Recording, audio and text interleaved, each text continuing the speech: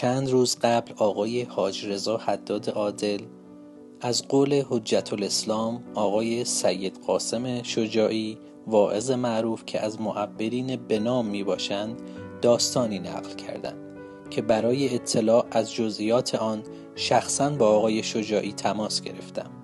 آقای شجاعی اظهار داشتند 2-3 سال قبل از درگذشت مرحوم آیت الله مرعشی نجفی به اتفاق چند نفر دیگر در خدمتشان بودیم.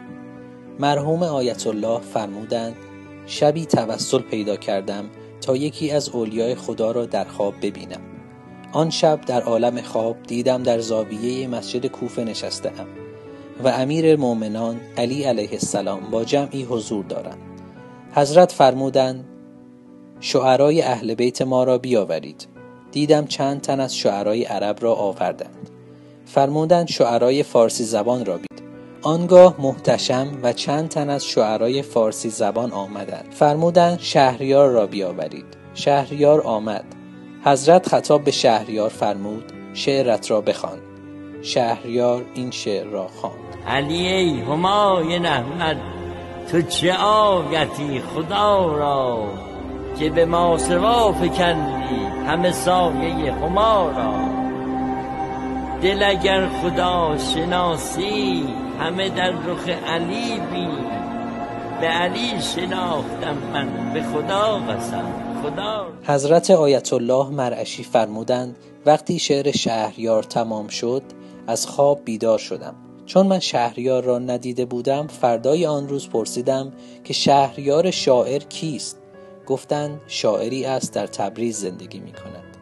گفتم از جانب من او را دعوت کنید که به قم به نزد من بیاید. بعد شهریار آمد.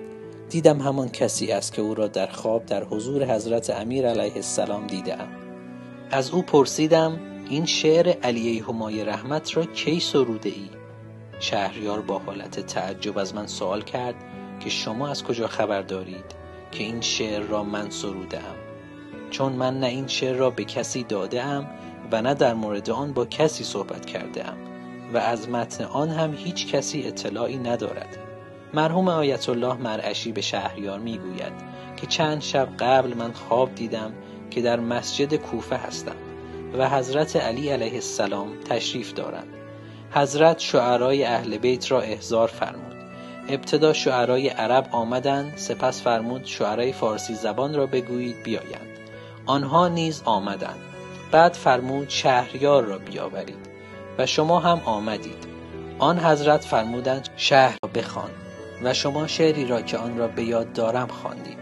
شهریار فوق العاده منقلب می شود و می گوید من فلان شب این شعر را ساختم و همانطور که قبلا عرض کردم تا کنون کسی را در جریان سرودن این شعر قرار ندادم. آقای شجاعی اظهار داشت مرحوم آیت الله مرعشی فرمودند وقتی شهریار تاریخ و ساعت سرودن شعر را گفت معلوم شد مقارن ساعتی که شهریار آخرین مصرع شعر خود را تمام کرده من آن خواب را دیدم.